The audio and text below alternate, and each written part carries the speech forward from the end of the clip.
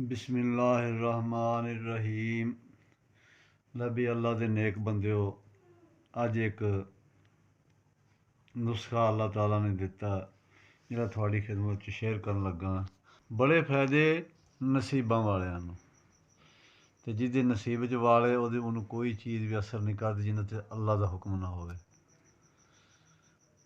नुस्खा यह आ कि बच्चियां नूं पेचस लग गए या साह रुक गया, बलगम जम गई, या मतलब कोई 70 तकलीफां जिहड़ियां ऐसियां जिहड़ियां बच्चों दियां हो ना, उहदे वास्ते यह दूसरा उहदे थोड़ा जिहा लाओ एक कतरा, तो उत्ते मालिश करके उत्ते लोगल बन दो, इंशाअल्लाह ताला उहदे तो फाका हो जाएगा।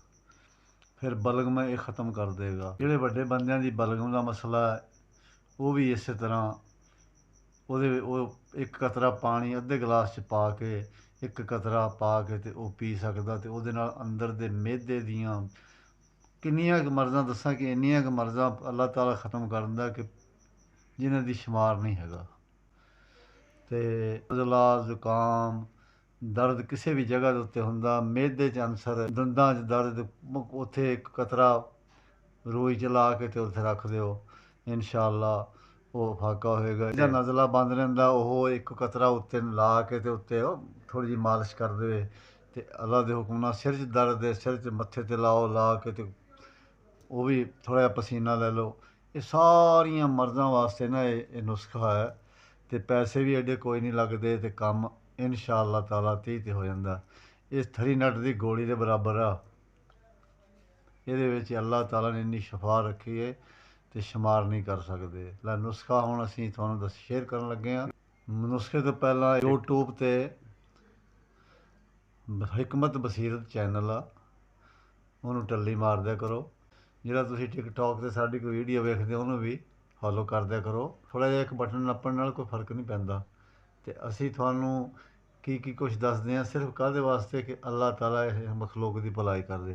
तो तुसीं इन्ना काम भी नहीं कर सकते, ये भी करो, तो इंशाअल्लाह जिहड़े असीं दसदे पे इस ते भी अमल करके वेखो, तुहानूं अल्लाह ताला किन्ना क नवाज देगा। ते अगे भी दसो ताकि किसी का भला हो जाए।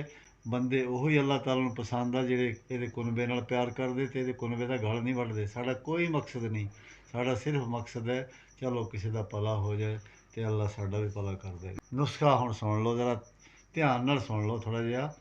7 पुदीना 1 तोला, 7 अजवैन 1 तोला, कफूर 1 तोला। ये 3 चीज़ां हो गई। इन्हां तिन्नां नूं पीस लेना। पीस के एक शीशे की बोतल होवे जिहदे विच ओह नज़र आउंदा, ते ओह ओहदे विच पा देना।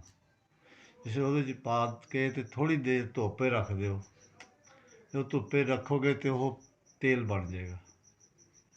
कोई शै उन्हें पाउण की लोड़ नहीं। जिसलै वो तेल बन जाएगा, वो तेल जिहड़े बंदे दे अंदर मर्ज़ सियाणे बंदे आ, जोड़ां च दर्द या मतलब उन्होंने दे दिमाग मैदे की तकलीफ, सिर की तकलीफ, सारियां जिन्नियां भी तकलीफां, कब्ज़, हैज़ा, ये सारियां दे वास्ते एक हल आ कि वो गिलास पानी दे विच 1 कतरा पा के वो पीओ, अद्धे गिलास पानी दे विच, ते फिर वेखो भी इंशाअल्लाह ताला किन्ना मुफीद है। तो बच्चों वास्ते तुहानूं अगे दस्सिआ कि बलगम जम जानी, खारश, 70 मर्ज़ां मैदे दियां, बाहर बलगम दियां, साह दी, ये सारे वास्ते वो थोड़ा जिहा उत्ते लाओ।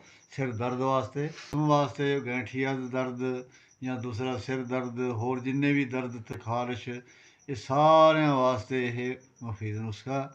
इनू इस्तेमाल भी करो, इनू शेयर भी करो, तो ये फायदे फिर वेखो, फिर तुहानूं पता चलेगा भी। वेखो गल्लां सुनन नाल ते उहदे अमल ना करना, ये कोई अकलमंदी कोई नहीं। जे कोई सुन के ते अपना अकलमंदी नाल उसनूं इस्तेमाल करके बना के चीज़ इस्तेमाल करे, फिर उसनूं ਉਹਦੀ कदर का पता लगदा जदों ਉਹ फायदा दिंदी है।